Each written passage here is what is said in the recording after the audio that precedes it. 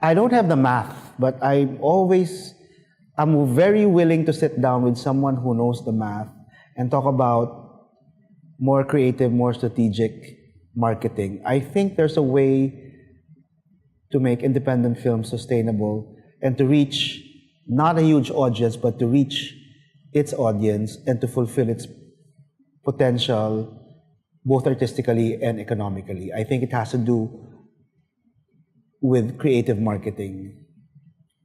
I've been following the films of this American independent company, A24, for the last few years, and they've been very, very, very savvy in marketing their films. I think that's one way of going about it. One possible case study for Philippine independent films. It's just the big problem that we have is that we're all set in our ways and old school thinking supersedes new school thinking. But A24 is a good example of how to market what could be called unmarketable films and make them turn a profit. And the marketing is as creative as the films themselves. So that's a very interesting case study if you want to explore how to creatively market an independent film. And I think it's because I also came from advertising where you can sell anything with just the right amount of creativity, I suppose. So yeah, sadly, independent films don't earn much, but I think they have a potential to earn a certain measure of revenue and to reach a slightly wider audience than they're reaching.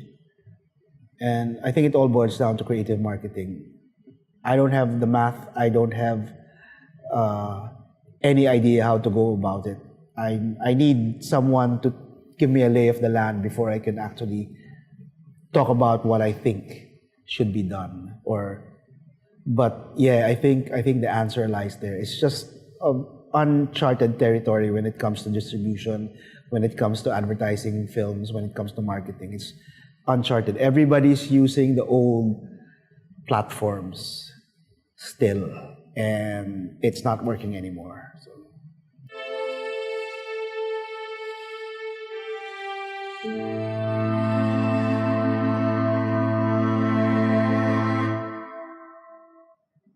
I think distribution is very essential to any film. But distribution can be very, very tricky these days. Anywhere you go, distribution is it's starting to become a problem or an issue with a lot of films, especially when there's fierce competition from streaming services. So the old school platforms of distribution, theatrical release, are fast becoming dinosaurs. Unless you're a blockbuster or you're a tentpole or you're an event movie, unless you're a Hollywood blockbuster or star cinema movie, it's very, very difficult to get your films shown in theaters here. Not just shown, but sustained over the proper amount of time before the proper amount of time it needs to seek its audience. So that's always very tricky. But again, I think it's one problem that may have a solution in very creative marketing, in very creative strategic thinking on distribution. There's a lot of new school thinking on how to distribute a film, but it's not being adapted or co-opted locally, at least not yet. But I think the answer still lies in that. So I'm a little bit hopeful. Because after you get, as a filmmaker, your priority is to get the film made. But that's only half the battle because you can't have a film that nobody sees. So that's the second half, which is distribution. If you join the festivals, the grant giving festivals, you get at least a week in theaters, very limited screens, but you get at least a week of screenings in theaters. But that's it. After that, your film all but disappears. So yeah, distribution is a very crucial part of the filmmaking process. Distribution is very crucial to the filmmaking process. And I think it's about time we start to open up to new modes of distribution for independent cinema and cinema that isn't Hollywood or studio backed to survive. In order for films, alternative cinema to survive, I think we need to start looking at new modes of distribution and really pushing the envelope on that.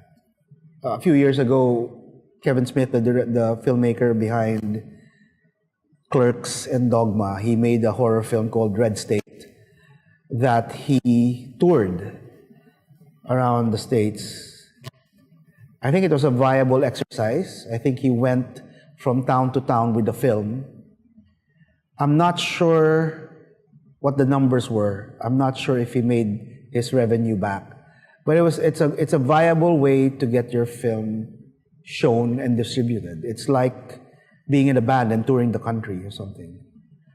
That's sort of being done now with some films that tour schools.